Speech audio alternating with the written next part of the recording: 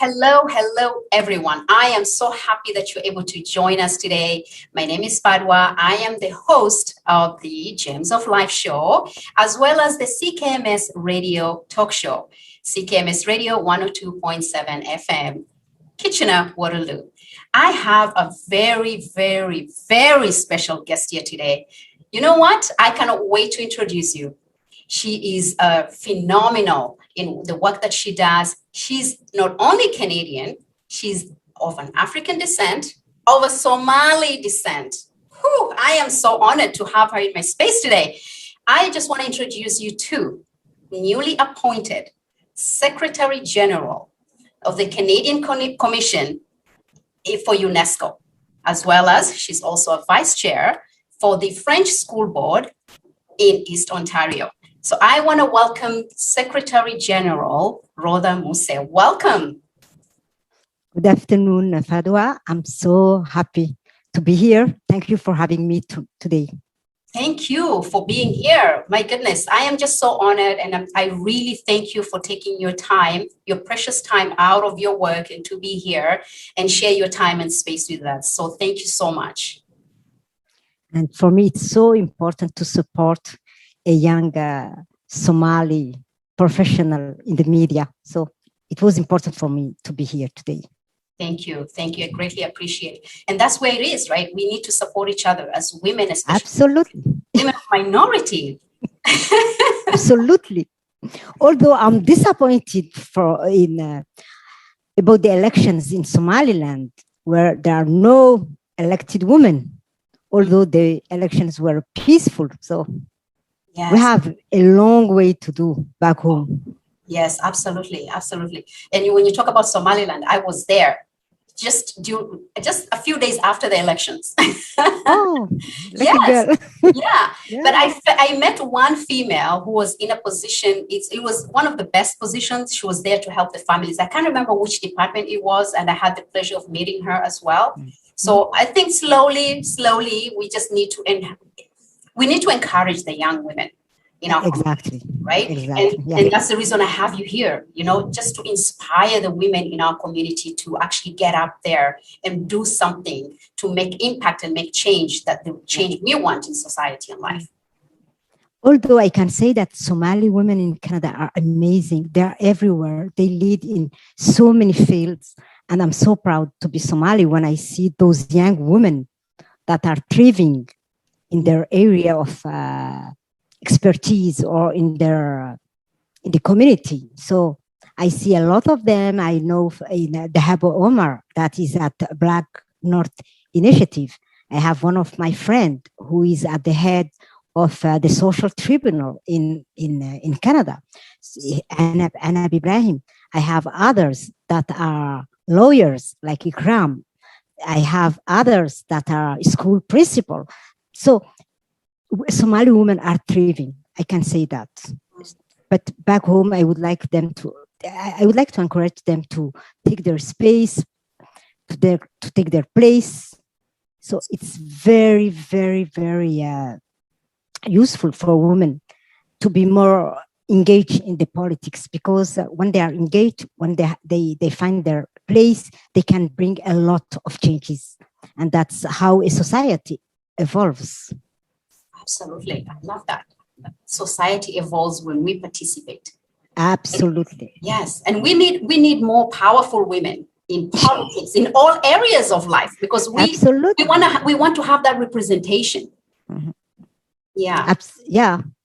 And I can tell you that I'm hopeful for Canada. I'm hopeful for Canada because I can see that young women are participating, are engaged in politics, are engaged in so many fields. And I'm a Francophone, and I see more and more young women coming from Somaliland, from Somalia, from other areas where Somali live, and who are Anglophone, who are also adopting the French language to be able to be in the politics, to be able to address issues that are happening in so many collectivities. So now I'm hopeful.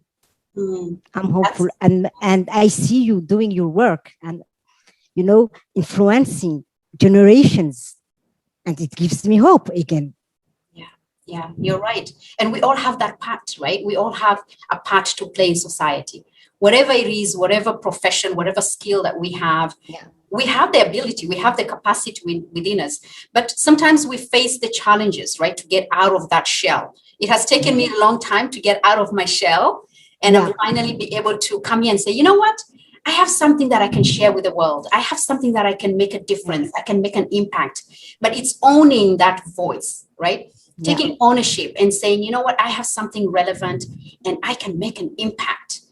And if we all come out like with that mentality, with that mindset, Yeah. it will make a It, huge difference uh, in society. Absolutely. And one way that I saw working is the volunteer work. When young people start to do volunteer work, they put themselves out, like you are saying. They can find their path, and it's a way of making friends, of making connections, of finding your inner soul. Sometimes you are there, you wonder what you are going to do, you don't have any passion, but when you start doing volunteer job, when even if it's not something you were passionate about, you know you can find your path. You can start thinking about how you can contribute better, how you can bring new perspectives, and that's how young people should do. And this is how I found my path. I started by volunteering, by being involved in a lot of social issues, and that's how I found my how do I say my passion. Wow, that's so powerful. My passion. And sometimes it takes years for us to find that, Oh, and you kind of got the shortcut of it because you put yourself out there. Put absolutely. yourself out there, and when you put yourself out there, you meet mentors, you have networking, you have people you're going to meet who are going to guide you to that path. So I'm pretty sure you found people who guided you and inspired you to take yourself to the next level. What was that like for you? Because I'm very curious to see how your path developed to where you are today. I was I can tell you that I was enough lucky. When I arrived in Canada, I had a degree. I had a master degree, so I started right away to volunteer within organizations, especially feminist organizations.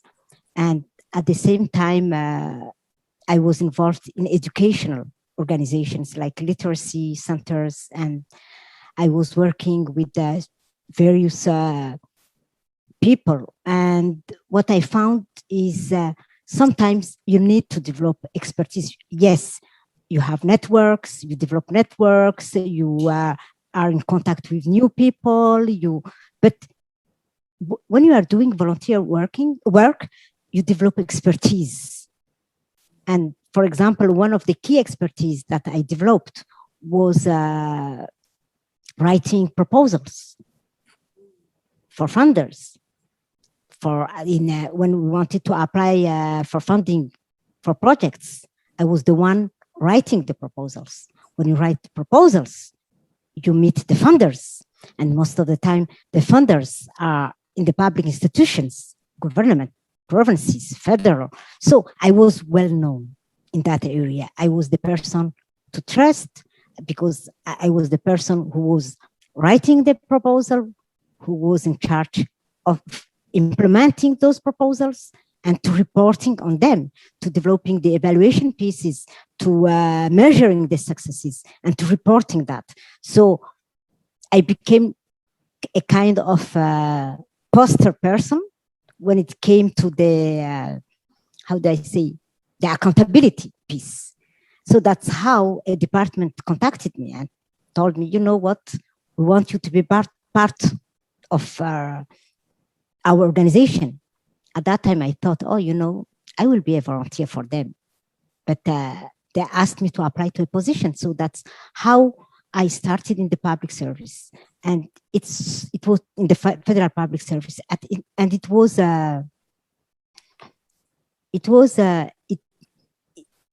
for me it was very important at that time, because I was a funder at my turn.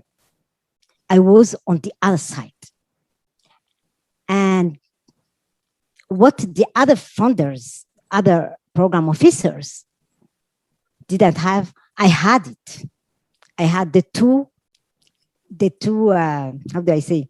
I have been on the other side, so I was able to support organization, to actually to help a lot of visible minority organization to build their capacity. Most of them, they were seen like people who have who have not a lot of capacity. They were interested, but I took that on me, and I put so many time and so many energy in advocating for them, in supporting them financially, and in helping them develop their capacities. So all that put together help you build your network and your reputation, and a kind of recognition when it comes to your capacities or competencies. So that's how I started in the public service. And being in the public service allows you to see, to have a big picture of the country. You develop policies or that have impact on Canadians. You see how policies are developed, how you put how you budget them, how you consult. So all that put together, plus my continuous involvement with the volunteer work helped me to be here today. So that's how volunteer work is key for everything. Yes, I quite agree. I agree. And that's one of the things when you come to Canada, before you apply to any work, they require you to volunteer to get some Canadian perspective, to get some Canadian experience. Absolutely. Yes. Yes. So how did you, I know you speak French. Did you come to Canada speaking French, or was it something that you learned, a language that you learned when you arrived in Canada? No, I'm Francophone. I studied everything in French. Wow. So I'm Francophone. I came from Djibouti, and all the school system is in French. I did my university in France. So that's how I got the French. Wow, that's amazing. So you had an added bonus. It helps. You're ahead of a lot of people knowing, speaking, a third language, right? Yeah. She's actually the first, national language in Quebec. So it's amazing. Yeah. Wow. So you learned the skills and you get some experience, you gain some knowledge in what you're doing, and through volunteering, it became an asset for you.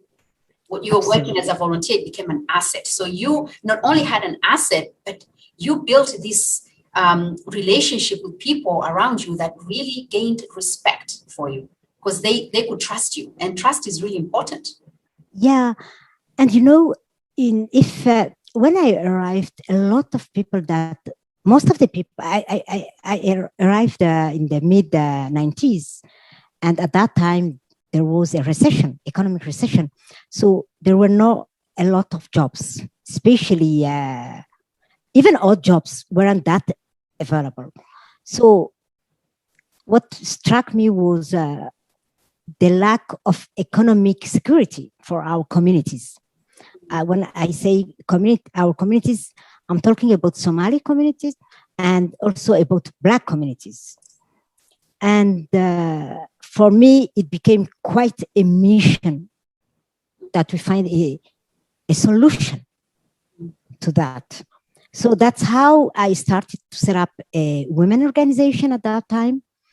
And one of the key success of that women organization was the fact that we were providing in professional expertise, professional experience to new immigrants that without us couldn't get that experience.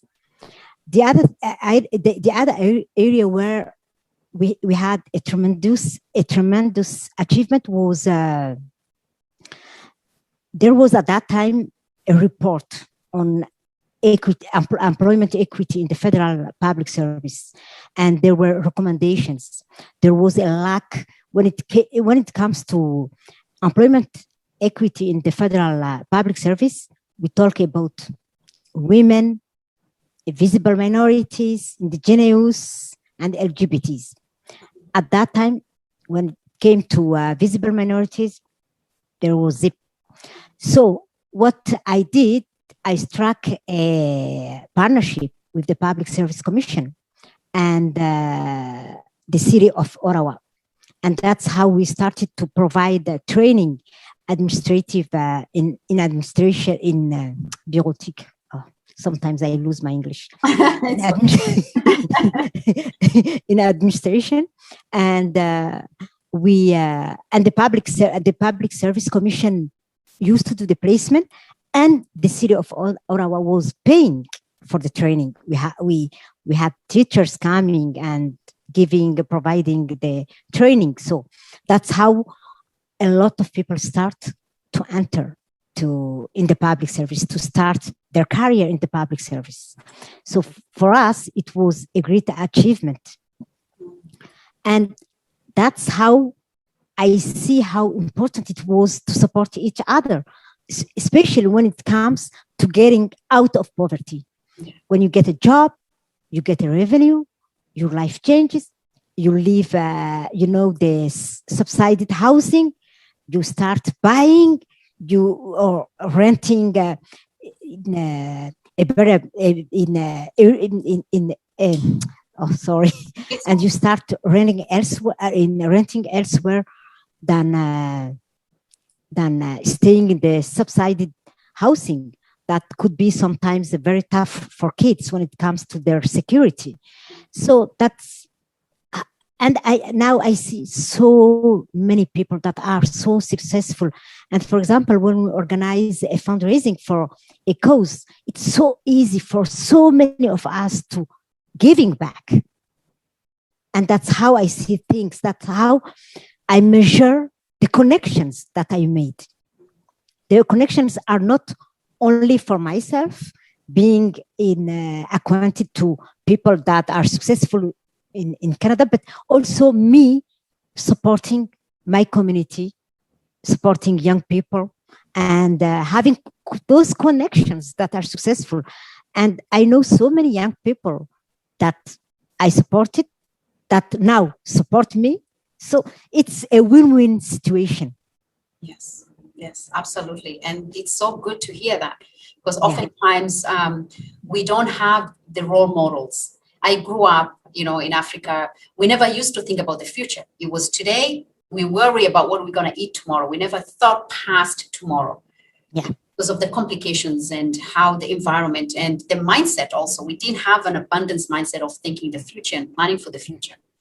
Now we move to North America, Western countries, and we still bring that the old mindset with us, right? So you see people still at home, just get so comfortable with their lifestyle and limitations. They don't think outside of that limitations, right? And then our children grow up in that environment, seeing that environment and not changing anything because we have not instilled and we were not a good model to them, role model. What do you believe when it comes to the importance of role models? Like right now, you've been a really good role model to the young people who are actually giving you back their time and their resources. How important is that?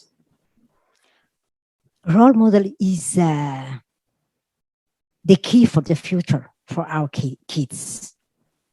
If they see good things at home, if they see good things in their environment, if they see in that everything is possible, they will be successful, and they will be, hope, what I found is the most important thing when you are a role model is to instill hope, to instill that capacity to dream, that capacity to think that you can be able to achieve great things. And that's why, as parents, sometimes parents stay home, don't want to do work. But I've seen people who although they feel limited by their knowledge or by their capacities, can still stimulate their kids and provide to their kids that environment that help them. Sometimes mothers call me and say, my daughter wants to meet you. She has ideas that she wants to share with you. She's very active and she wants to be supported. So a parent that knows that her or his limitations and that reach out to others in order to help their kids get that conducive environment is also important. So I don't think that because parents stay home or parents have no networks or parents have no have no a lot of connections, they won't be able to do something. They can if they know at least one person that knows one other person that knows one other person that can do something. They can reach out. That it takes that, and they can, and the messaging, what we say to our kids, we have to stop thinking about back home. We have to stop. Yeah. Personally, I don't talk about back home to my kids. The only time that I talk about that is to share my funny experience or something that are related to something happening here. I'm not like, back home. No. Yeah. They are Canadian citizens. They have to share everything with the other Canadians. Let's open the doors for them. Let them drink. Dream. Sorry. Let them dream and be how do I say? Be exposed to meaningful things, to values that are universal. The respect of the others, the tolerance, the how do I say? Rights. Human rights and their own rights. They should know their own rights. Most of the time, we don't know that we have rights. And I have seen that in the school system. People don't know their rights. Yes, absolutely. And if we get back to that idea of role model,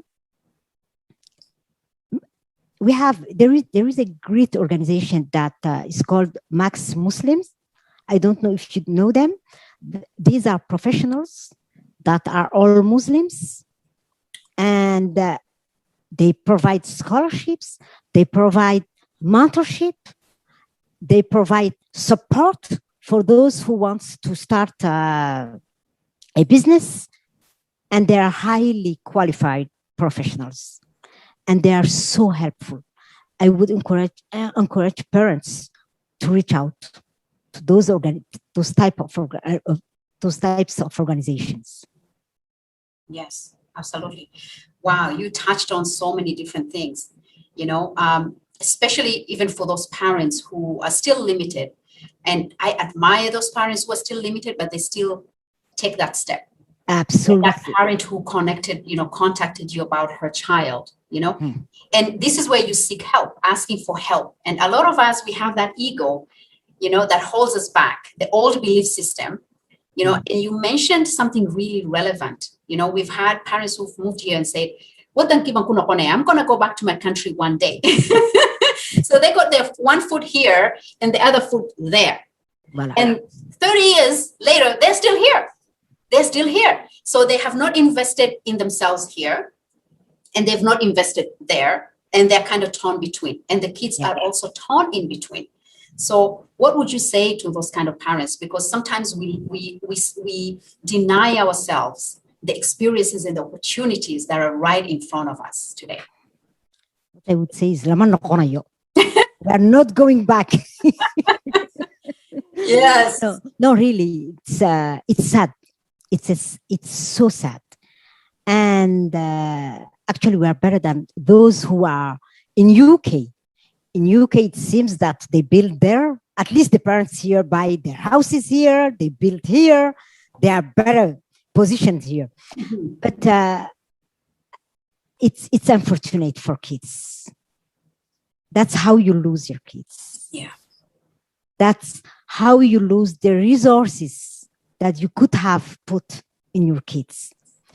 Having kids here is something very expensive, I can tell you. When you have to pay for the daycare, when you have to pay for the tuition fees, when you have to pay for the sports. Most of us don't have those resources.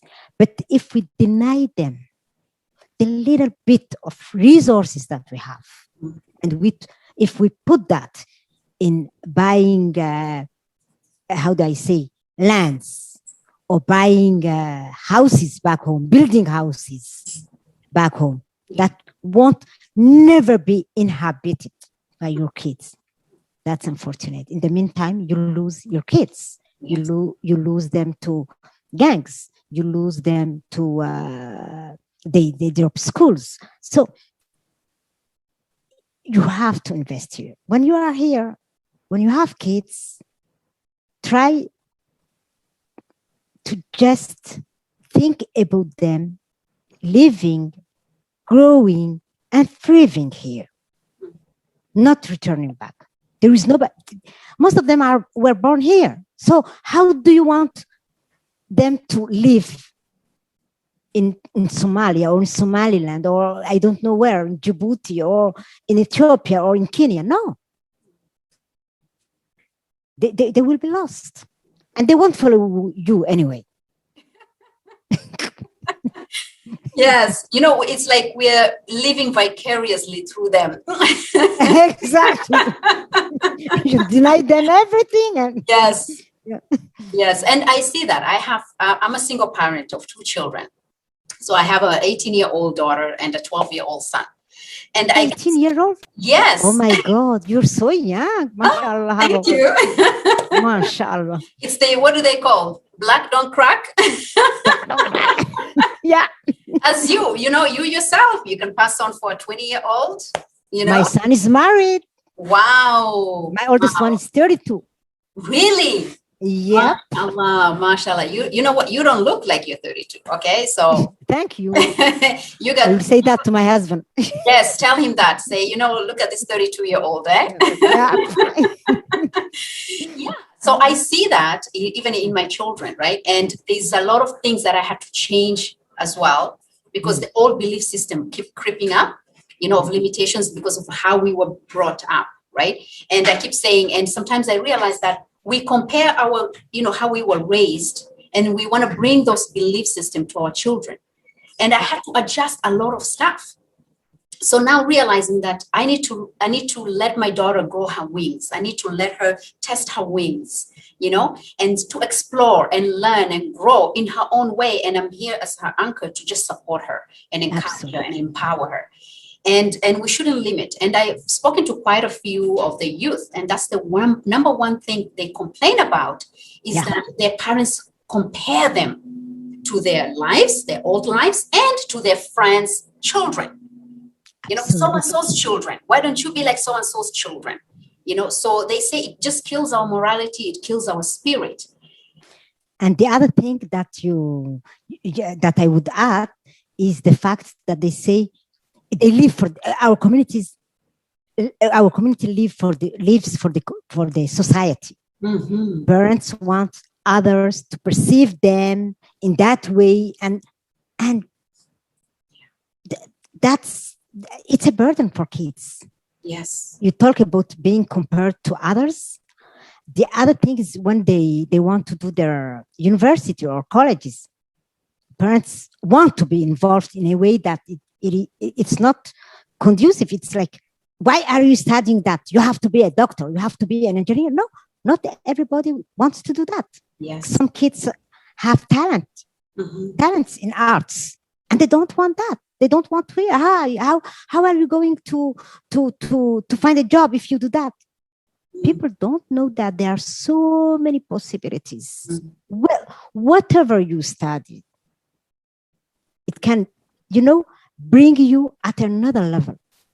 I know so many people who have degrees in engineering and who absolutely don't work in engineering, but do other meaningful work.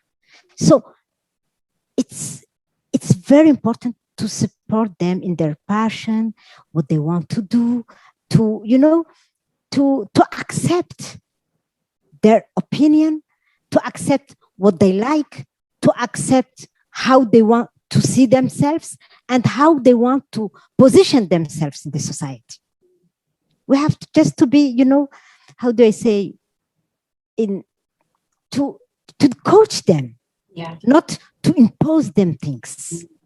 Usually when you seek the advice of a coach, there is you have the control of what you are going to accept. So let them have this kind of relationship with us. Yeah. And that can happen when we start learning how to communicate and remove that mama's hat off, right? Absolutely. Of control of what I say is right. And you have to follow what I say. I say it so. I say it so. I said so. Because I said so. I'm your mother. I gave birth to you. I carried you for 9 months. So we put that guilt. Yeah. And sometimes kids here, they're funny, but it's your responsibility. That's what they answer. All you are doing for me is your responsibility. You brought me here. So you brought me to the world. So, yeah. I didn't ask for it. It's true. This is your problem. Yes, absolutely. No, really. We have to, have bondings that are not only about this parent-child relationship, but a kind of trust. If you have trust, if your kid feels that he or she can just tell you everything as it is, you will establish that communications you are talking about. But if they feel that you are going to judge them, to yell at them, to put consequences after hearing what they say, you will lose them. Yeah. And there's so many families struggling with that right now. They have their own children at home and they're just like two strangers. The father doesn't talk to the children. Their mother is disconnected from the children. The children don't know, they don't have an avenue. So they seek that avenue in the wrong places, and if there is no communication, there is no growth within the family. I'll share something quickly with you, Habo. A few months ago, actually, about almost 9 months ago, I learned something very, very important because I've been on the path of self-discovery and reflection and really growing, right? And I'm going from an inspirational speaker to a transformational speaker because I've seen the difference within myself. And I want to help families to get to that point where they create vibrant, healthy communities within themselves, starting from home. And I was talking to my daughter one day and she just finished work. And I said, oh, by the way, you've been working for that period of time for a year, and how much have you saved, because I know you had a target. How's that going? And the amount that she told me, my jaw dropped. It wasn't anywhere close to what I thought. It was in the negative almost, and what happens? I got so upset. And I said, okay, you know what? We'll talk about this later on. We need to have a conversation. So I put that, mother hat on. We're going to talk about this. And we didn't get time to speak for about 3 days. But let me tell you, for those 3 days, I was creating this story in my mind. I'll be washing dishes. I'll be like, wait until she sees me. Amazon. She's working for Amazon. All the money is going to Amazon. Amazon, yeah. Yeah, all the money she spent. I'll be cooking. I'll be like, wait, she'll see me today. I'm going to talk to her. So it took me 3 days to us to have a conversation. So on the third day, we both were home. And I was watching a YouTube channel because I'm always about, I don't waste my time watching things that don't benefit me. So I was watching something that was going to help me grow. And I was watching Gary Zukav, amazing, amazing guy who was talking about communicating. And he talked, it felt like he was talking to me. It felt like he was talking to me. And he said, anytime you react to an incident or an event, you remember you're coming from a place of pain. So you need to go back to a place of empowerment. And if you're having a conversation or communicating with someone, you need to have an end in mind. So set your intention. And then what is the end in mind? What is it that you want to achieve after you speak to this person? And I was like, wow, this is so powerful. So I took a moment to reflect. And I said, okay, the last thing I want to do is disempower my daughter. The last thing I want to do is break her spirit, because I was worked up and I was ready to bring on my everything, right? And finally I called her and I said, come down, let's sit down. And now she has, for 3 days also, I'm sure she had her own story, right? She was thinking, what is mommy going to do? What is mommy going to do? So she's resistant already. Yeah. I can see already, right? She's scared. So I said, but she sees I'm composed and calm. And now you can see she has this look wondering what's going on. So I said, no, come here, Hoyo. Let's sit down. I want to talk to you. And I just want to let you know that I'm here to support you, encourage you, empower you. I set my intention straightforward. And she looked at me. She's like, what? I'm like, yeah, just sit down. So I'm laughing based on her reaction, right? So she's like, I can't believe this is my mom. My mom. Right? So I turned the conversation 360 degrees. I said, no. I just want to let you know, I'm not upset. It's that 1 year. That's your money. It's your first year. It's okay. You spent it. You're going to learn from it. It's your lesson, But what is it that we want to achieve from this? What are your goals? And she was just like calm. She was like, okay. And then she just like, I know, mommy. And then she went on a guilt trip. I know I'm this. And I said, no. I don't want you to blame and judge yourself. I just want you to come from a place of empowerment right now yourself and come up with a plan. And she just sat down and she just came up with a plan. We had an agreement. She came up with the agreement. I didn't have to do anything. Wow. And you empowered her. I empowered her. And in the end, she looked at me. She said, thank you, Mama, for not breaking me. Thank you for not making me feel worse than. Whew. Yeah, you know what? Yeah, this is love. You showed love. Yeah. And that's, where our kids, most of them were born here. Mm. And for those kids, being shown love is important. Yeah. And Somali culture doesn't allow that kind of demonstration. Mm-hmm. So we should show them, we should give them hugs. We should tell them that we love them, that we trust them. This is how we will empower. And the example you gave is so important. Yeah. And so it illustrates how we can reverse the attitudes. Yeah. We can change it. Absolutely. Absolutely. All is just perspective, right? It's just perspective. Yeah. And we can break them and we can change them. And when you give them that empowerment, they feel like, wow, my mom trusts me. My parents trust me with this. Exactly. We try to protect them too much as well, and that doesn't allow them to grow and evolve and be themselves. Yeah. And that's funny. On one side, we are very overprotective. Yes. As Somali communities. Yeah. On the other side, we lose those kids because not only we are overprotective, but we are judgmental and we don't show love and trust. Yes. So it's how can we balance all that? Yeah. We need a piece of each. Yes. Yeah. And that's so true, right? You know what I have discovered now, that everybody that I talk to, I come forward with them and I say, we are creating. Can we agree to create this safe space of no judgment? No judgment, because judgment and forgiveness cannot be in the same space, right? So I'm like, we cannot be no judgment. We're going to have a conversation open. There's no repercussions that whatever I say or what you say will never be used against each other, right? And this space is filled with love, compassion, understanding, and just supporting one another. And Absolutely. to our listeners, you can create that kind of space for yourself, for those around you. Absolutely. Yeah. Yeah. So I want to get into the work that you do, because I know there's a lot of people who will be asking questions. What is UNESCO? What does UNESCO do, and what is your role in it? The Canadian Commission for UNESCO serves as a bridge between Canadians and the vital work of UNESCO, the United Nations Educational, Scientific, and Cultural Organization. So we have so many networks and partners that help us promote UNESCO values, priorities, and programs in Canada. And those networks and partners, they also help us bring the voices of Canadian experts to the international stage.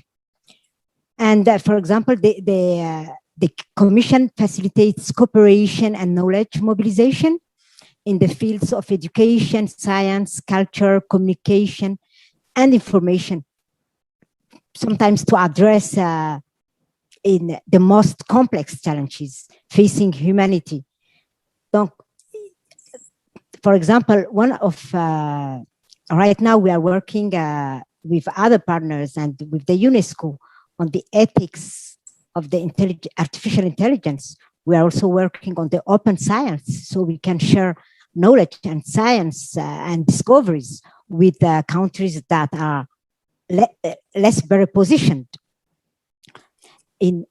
If you look at our activities, they are linked to the United Nations 2030 Agenda for Sustainable Development and other UNESCO priorities.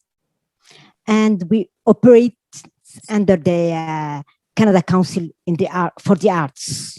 So that's mainly what we do. So we have a project in education, in science, in social humanities, and in information. Wow, that's amazing. And your role as the Secretary General, how's that working out for you now since you've been appointed? And by the way, congratulations on your thank you. I love the job. I work with a team who are experts in their fields. I have never seen people who are so competent, so highly qualified, and so knowledgeable. The networks they bring, the ideas they put on the table, the way they are perceived from the international partners, it's amazing. I feel really privileged to work with them, and it's what the most important thing is that we work on issues that matter. We work on the reconciliation, we work on anti-racism, we have how do I say, in transversal priorities like youth, in women. We have we intervene in so many fields, and we have impact on so many fields. We have partners with the university. We have the UNESCO shares. We work with the biospheres, geoparks. So it's a mix of science, social issues, civil society issues. So it's amazing. It exposes you to a variety of partners, to a diversity of in knowledge. To a diversity in knowledge, it's amazing. Wow, I can just see you just brighten up. When you talk about your work and the kind of work that you do. I love it. And that's where passion comes from.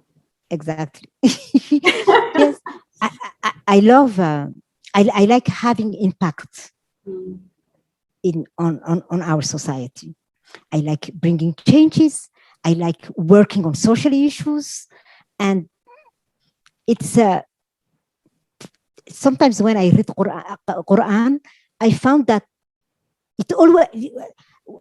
it struck me that it always, the surahs, they always tell you that you have to be useful to the society you live in. You have to show the right path. So I try to do my best. It's hard, but I try to do my best. And I find that teaching is not only for Muslims people, but for everybody. Being a useful human being within your community and trying to respect the others, trying to follow the good path, the right path. So that's how I see my job.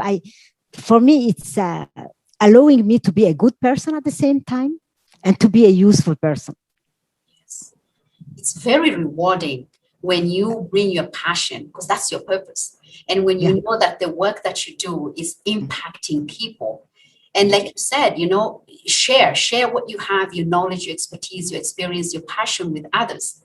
And then you, in turn, it comes back to you tenfold, because then you start living a very fulfilling life, knowing that you're making an impact, and each one of us has that capacity within us.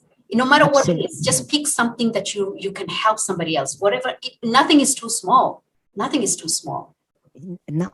And I know so many women in my community, Somali women, other community, our communities, other communities, women.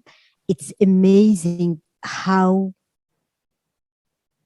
meaningful work they do, sometimes impact they have. Sometimes you wouldn't think that it's important, but it's important. Everybody has a role in the community. Everything we do, smiling to a person who that day he was a little bit down is already a good thing. Yes. This person could be enlightened by that smile. Yes. Having a good word. I never found that you have to do extraordinary things to be useful to your community. No, your neighbor has a daycare issue. Give a hand. Yeah. These are small things that can make big changes. Yeah, you're absolutely right. And I think that's one of the things that I strive to do that now. I took my daughter last week to get her vaccination. And by the time we left, we get into the car, she looks at me, she says, "Did you have to talk to each one single person, mommy?" But it's important. Right? I said, of course, I am spreading the light. That's a good thing. Yeah. From the security, like from the first person I met was the security guy. Yeah. I spoke to him, I said hello to him, and I acknowledged that the work he does. And I said, thank you for being here. Absolutely. And from the moment I walked in, I spoke to each single person. And I left them with just a small nugget. Either it was a smile or eye contact or hello. And from the time I walked out, I think I spoke to about 15 people. That's important. That's Yes. important. Sometimes we think that it's that people have many connections like ours. No, some people are by themselves. They are alone. Yeah. And sometimes they don't have a single person talking to them the whole day. So it's important to have. And, people notice you. You bring love, light, and life in their lives. Yeah. When you act like that. Yes. Achar. We say wa achar. Yeah, it's charity, actually. It's charity, right? Yeah. And you don't know, like you said, you don't know if that person, what event they were just faced with that moment, right? Absolutely. And you just gave them that boost, just extra boost to just take them to the next level. Yeah. It was just wonderful. Thank you so much for coming here. I can't believe how time has gone. I was just love to talk to you. And I look forward to when this thing is over, so I'm able to meet you face to face, so we can actually sit down, have coffee, and talk. Inshallah. Inshallah. After the COVID. Yes, I look forward to it. I will drive down to Ottawa and come and see you. The deal. Inshallah. Thank you so much. Thank you for having me. Thank you for having me. Yeah, We need more of those kind of conversations. Yes, yes. I'm not a YouTube person. Because I am like, oh my God, it's in my face. And yes, but it's very important to share with our communities. Yeah, yeah. Very, very important. Absolutely. And I hope that we will have more opportunities to discuss and to talk about what we can do Yes. to help others. Yes. Thank you so much for So being much. there. Thank you so much. And what will be the last word, one nugget that you can leave for our audience and our listeners today? Something they can take it with them. Love each other, respect each other. For me, this is the most important. Value the others. Sometimes people do things and we are like, oh, we despise them. No, value each other. When you value each other, other people will value you. Other people will see you as important person. But if you despise each other, you are lost to the others. So peace and love. Thank you. You know what? I can't add anything to that. So thank you so much. Thank you. Bye. Thank you for being here. I appreciate it. And we'll share all this information. Whoever wants to get a hold of you, you can share your information. But thank you, Secretary General Roda Muse. Thank you for your time and your information and the gems that you have shared with us today. Thank you, Fadhwa. Everyone else, thank you. I hope you have been able to enjoy this and picked up some gems from our Secretary General here. Thank you for watching this. And you can follow us on YouTube, the Gems of Life show, as well as listen to our radio show every Friday, CKMS Radio 102.7 FM. And my name is Fadhwa Yusuf. Thank you again, and stay well and safe. And remember, aspire to inspire. Thank you.